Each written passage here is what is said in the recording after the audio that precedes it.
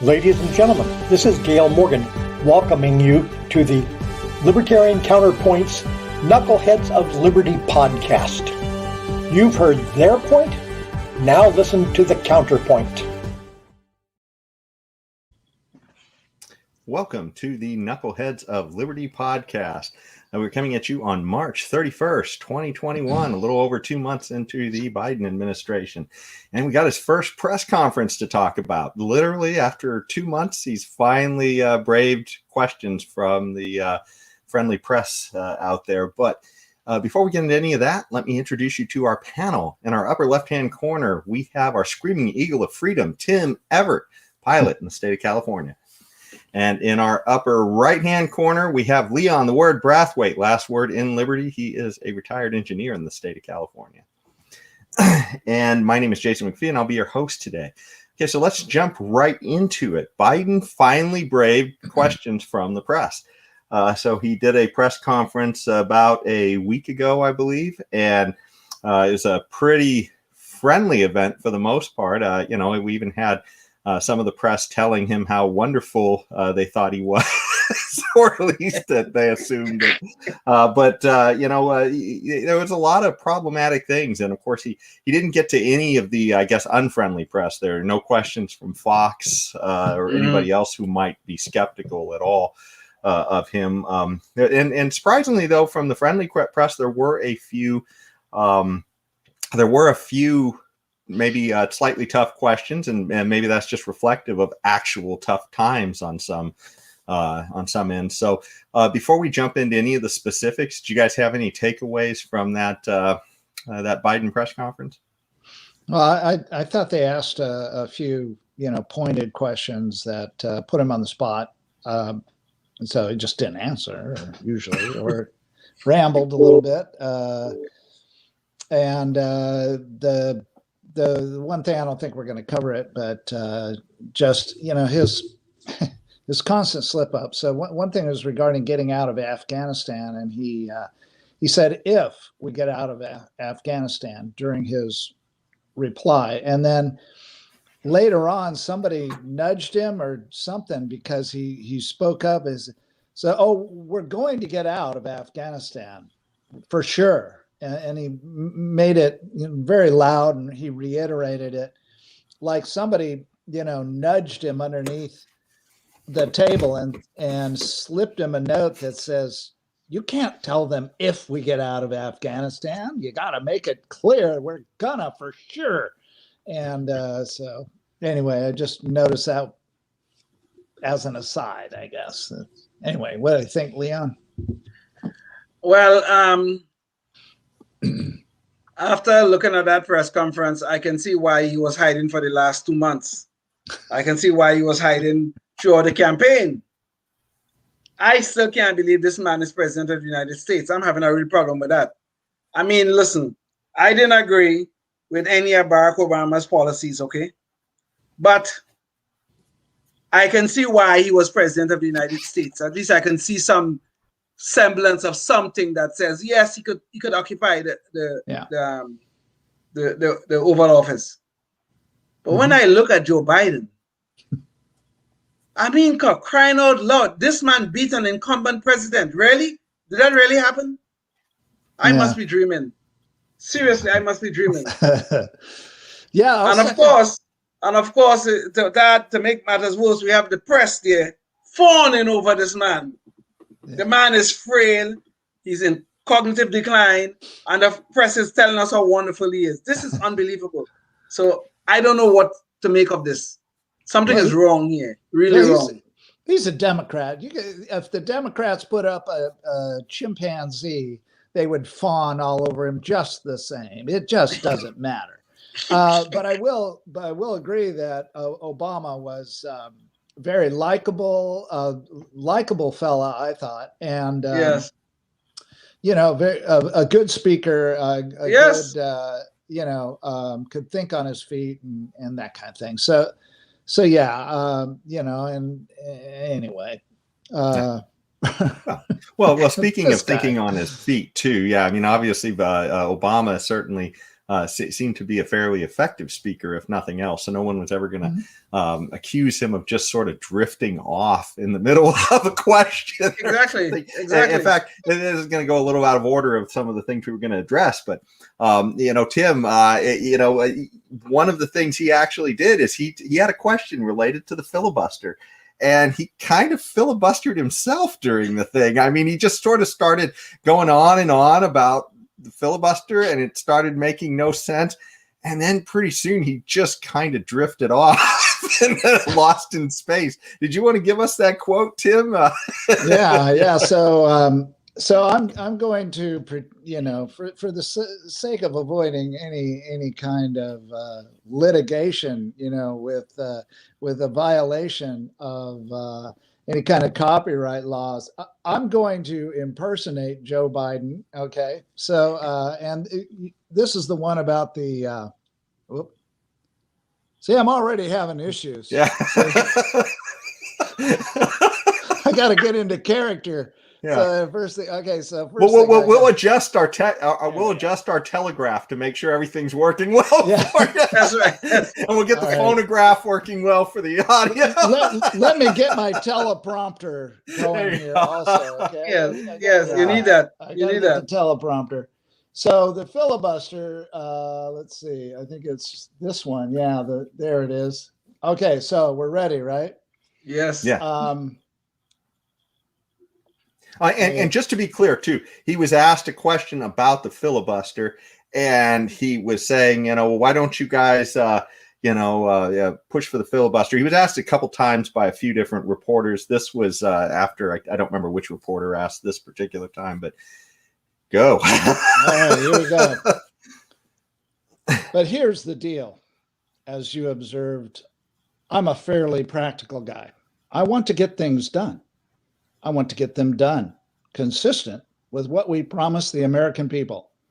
And in order to do that in a 50-50 Senate, we've got to get to the place where I get 50 votes so that the Vice President of the United States can break the tie, or I get 51 votes without her. And so I'm going to say something outrageous. I have never been particularly poor at calculating how to get things done in the United States Senate. So the best way to get something done, if you hold near and dear to what you like to be able to, anyway. And then it was nap time. Yeah. Mr. President, I'm waiting for the outrageous thing that you're going to say. I mean, where is it? I'm waiting. I think it was anyway. I think that was the outrageous part. You just kind of drifted off, and then, it's the best way to get something done if you hold near and dear. And anyway. Yeah, if you hold near and dear to what you like to be able to. Anyway. Yeah, we got to, this is up where we're sure until Kamala replaces him, which could be any day. I mean, in all honesty, until she replaces him, we're gonna have plenty to talk about Biden. So Tim is going to be our go-to guys, Biden.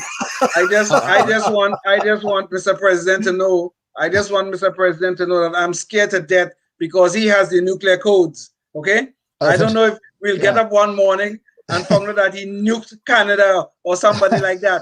I'm really scared about that. Yeah, maybe you'll see all that snow up there, and you'll see it so white, he'll assume it's racist land, and he needs to attack it with nuclear weapons. It's a goodbye, Canada. Too much whiteness on the ground in Canada. He's going to get rid of it. I'm very worried about it. He's going to wake them up in Canada. Huh? Yes, right. Yeah, that was okay. What else we got here before? I'm kind of getting a little bit constricted here. Well, one of this was, I thought, the most shocking thing in the whole press conference, and it came down to let's see. What was it? It came down to a question of, does Biden know what it even means to be transparent? And let's see. So in this particular question. It was Kristen Welker of NBC asked him a question. It was about the border crisis, and she wanted to get in there and get pictures of, you know, the bad conditions that all these kids that we're having from the rush of kids who are showing up at the border. And she wanted to get in there and actually get some live tape of things. And so she said, how soon will journalists be able to have access to the facilities? We've obviously been allowed to be inside one, but we haven't seen the facilities in which children are packed together to really give the American people a chance to see that. Will you commit to transparency on this issue, Mr. President? Mr. President.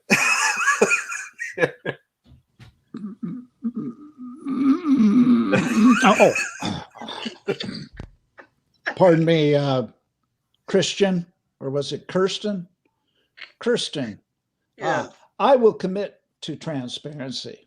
And as soon as I am in a position to be able to implement what we are doing right now. To me, I mean, that's an absolutely shocking statement. I mean, does he not understand that transparency means what is the government doing today, not when he thinks he's getting things right? It's what is it doing today? And she's asking, can they get in there? And we had this ridiculous thing where Ted Cruz was down at the border recently, and he was trying to get some images of these kids packed in cages, you know, living, you know, essentially shoulder to shoulder in those conditions. And they had a woman, I guess, worked there, and she literally was some Democratic operative who apparently works for the Biden administration. Okay. So it wasn't actually a border employee. Then it was just a person who worked for the Biden administration. Okay. Yes. Regardless, she kept jumping in front of his camera and telling him that we have to treat them with compassion, and you can't, you know, that this isn't a zoo. You can't take pictures, and they're treating them like they're innocent. And she doesn't want them to take any pictures, and she kept jumping in front of his camera. And so this question from Kristen Welker was trying to get at that. When can we get in and see this? And he said, "Oh yeah, I'm all about transparency. When I'm ready, I'll let you in." You know, the hypocrisy here is so nauseating. Throughout the Trump administration, we kept hearing constantly about kids in cages. How inhumane, kids in cages.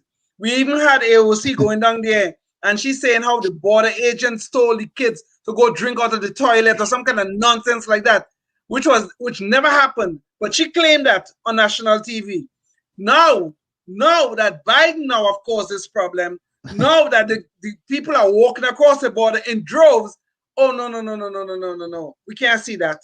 We cannot see all the compassion that these Democrats are showing them. We can't see the compassion. We can't see any of that. No, we just have to take our word for it. We are working on it. And as soon as we have got it done, then you'll have all the transparency we need. We don't need transparency tomorrow or next week or next year. We need it now. We want to see these kids in cages that you like to talk about so much. We really want to see that. This is nauseating. It really is. Yeah, I like the part where he accused his predecessor of starving the kids by leaving them at the border and let them starve, which never happened. Nobody starved to death. But Trump was the only president in history to let those kids starve to death, and that. Oh my God. The guy just, I mean, I haven't checked on it, but in the past, when he was vice president and Obama was president, did Obama send him or put him in charge of improving the water and the roads in a foreign country with American taxpayer money? Yeah. I mean, he was talking like that's what they did because, you know, his and he wants to do it now. Okay, so people are coming up from Honduras. Okay, it's got one of the highest murder rates in the world. In the world, yes. And I have a personal friend that was born and raised in Honduras, and so anyway, he's talking about sending taxpayer money down there to fix things up so that it's not so bad down there. So, you know, is that really what the United States public wants to do, so that they won't want to come up here. He's claiming that it's not because I said, hey, send your kids up here, we'll let them stay. It's not that. No, of course not that. It's because it's always happens during January, February, and March, and the cold time of the year, right? And when they want to travel up here, and and we're going to go fix all these countries that are sending their kids down here or up here, so that we can prevent them from wanting to. It's really not because I told them, hey, come on up. I'll let them stay. Well, aside from the idea that we need to go in there and sort of micromanage other people's countries, how about we just stop ruining them with policies like the war on drugs and such like that? Yes, I mean, right. that are literally Well, creating these disparities of corruptible people when the income is fairly low in those countries. The money to be made in the black market on transporting these drugs is relatively high for people in these countries. Yes. So you get a lot of corruption in these countries.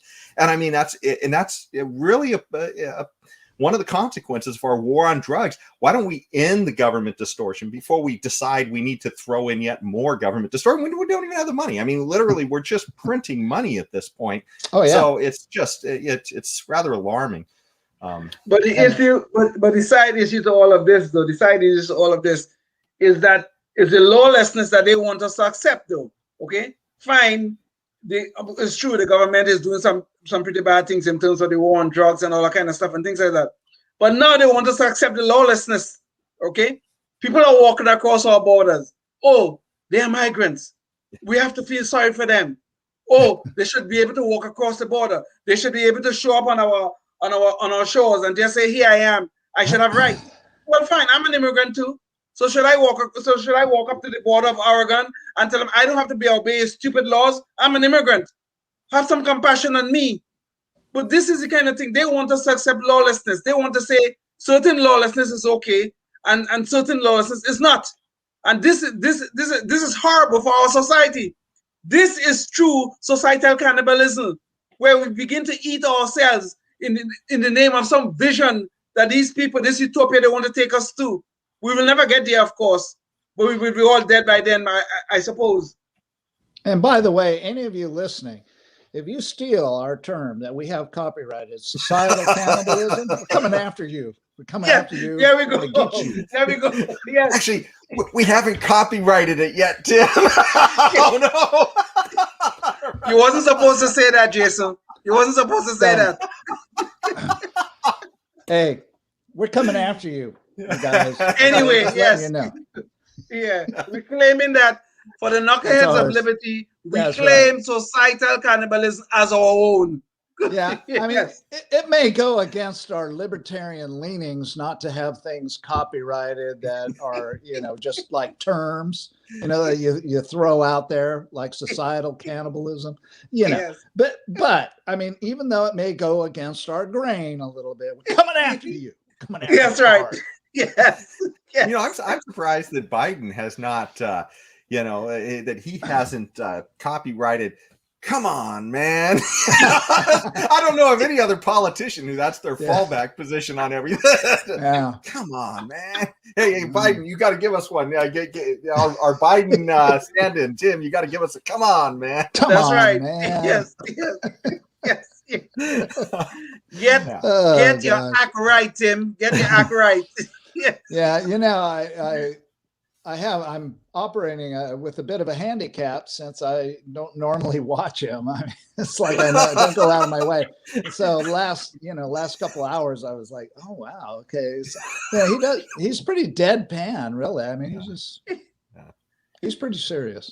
He's not very exciting unless he starts talking about his exploits and beating up Corn Pop in his pocket. Yeah, he gets a rise out of that for sure. And taking Trump behind the gym and beating him up too. Yes. Well, aside from getting back to the press conference, there was at least one other thing I wanted to get to before we run out of time. But there was, I really do feel that whole transparency issue, though, of him literally telling a press person that transparency. We're transparent when we're ready, we'll let you in. That's transparency for him. Yes. And the fact that the press didn't push back on that. I mean, that's incredible that, we didn't have a whole bunch of reporters. I mean, well, what's happened to the press? We know what's happened. They become a wing of the Democrat Party. But I mean, we really need a press that gives a transparent eye to the American people on what's going on with government. I mean, that's their job. And I mean, the idea that they've just really become, an arm of the Democrat Party at this point is really disturbing. And it should be disturbing to anybody who's watching, the idea that that's Biden's answer for transparency. And the fact that the press doesn't push back on that is just absolutely astounding. So, I mean, it's Jason, I mean, it's shocking, but it's not surprising. I mean, this has been going on for God knows how long. If it's a Democrat in power, we're gonna fawn all over him. Look at Obama. Obama had the best I've ever seen in my time here in the United States. But look at George Bush, look at Ronald Reagan, look at Donald Trump, look at their adversarial relationship they had with Republicans versus their fawning relationship they have with Democrats. But this is a real problem, okay? This is a road to fascism because the press is now becoming an arm of the government. That's what is happening here.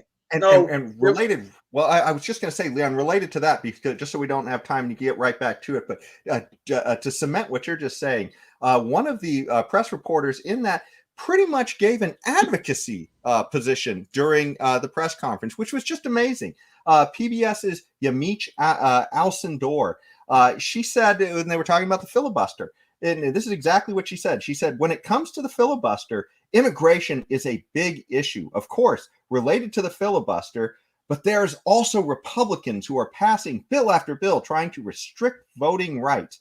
Chuck Schumer's calling it an existential threat to democracy. Why not back a filibuster rule that at least gets around issues including voting rights or immigration? So she's literally characterizing what the Republicans are doing when they're trying to get security at the polls, is how Republicans would characterize it. And she's characterizing it as restricting voting rights. And then she's saying, this is what you should be doing to get around that, which is just insane. I mean, this is literally a question from a reporter from PBS, Public Broadcasting. You're paying for some of that. Yes, our tax dollars. This is our tax dollars at work. Yeah. Leon, you can go back. I just didn't want to miss out on that because I thought I know. It's fine. But this is journalistic malpractice.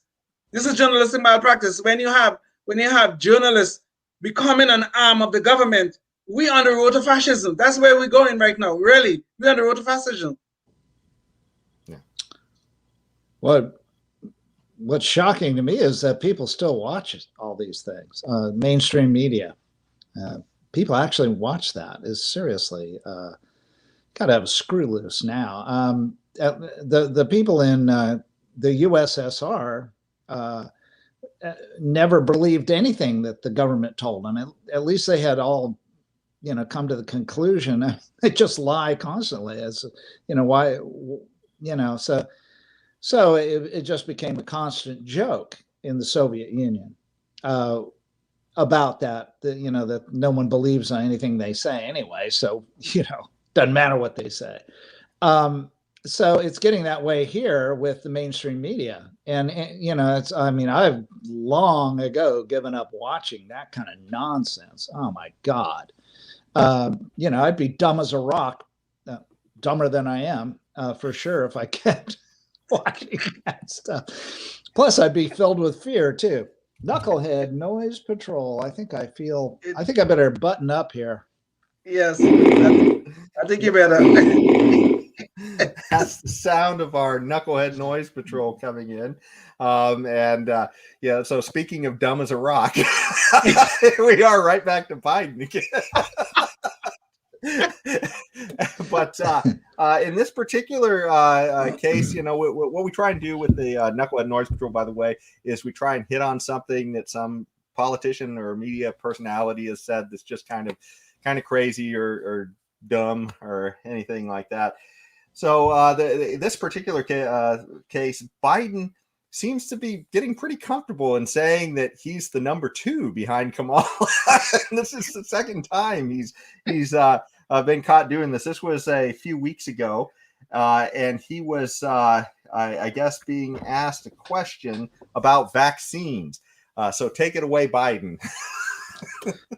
Now, when President Harris and I took a virtual tour of a vaccination center in Arizona not long ago, one of the nurses on that tour, injecting people, giving vaccinations, said that each shot was like administering a dose of hope.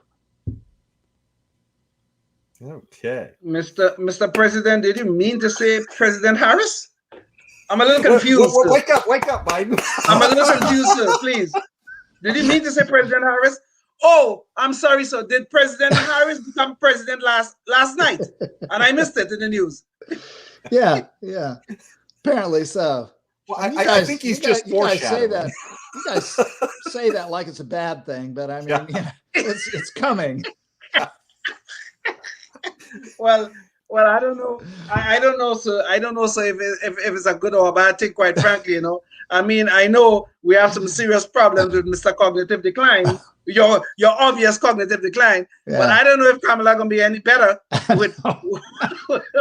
But we're going to have a whole, it's just going to be constant. And people are really going to start thinking that us libertarians are just, part of the arm of the Republican Party. We're going to be, put into that situation. It's like, every once in a while, we're going to have to wake up some libertarian based concepts here somewhere and express those anyway. But I mean, that's kind of what's going on right now, at least with the government. And so maybe there'll be time for libertarian principles, but we'll have to wait and see here. Well, Tim, I think that's the good point, though, is because part of the problem is that the assault from the left on liberty has been so constant and extreme over the last 2 years. I mean, lockdowns of healthy people, destroying businesses and only wanting to hand out money based on race to repair the damage that's done. I mean, these are just absolutely catastrophic things that divisive and it's just terrible policies that the Democrats have been pushing. So I guess if it seems like we're just, I guess really extremely going against Biden, I can't think of a worse enemy that we've had of liberty. But this is your point, though, Jason. All of these things that we talk about for the most part are really and truly attacks on liberty, attacks on free speech, freedom of mobility, freedom of assembly. All of these things are attacks on liberty. Maybe we don't articulate that clearly enough, and maybe we should. But the whole idea is what we are getting to here is these are constant attacks on life, liberty, and the pursuit of happiness. That's what's going on here. Yeah, and sadly, that's about all the time we have for our show today. But yes, hopefully we will be able to keep up the fight, and you'll be able to keep going too, and to keep liberty alive, because this administration is not a friend of liberty. We'll see you at the next one. Thanks for joining us.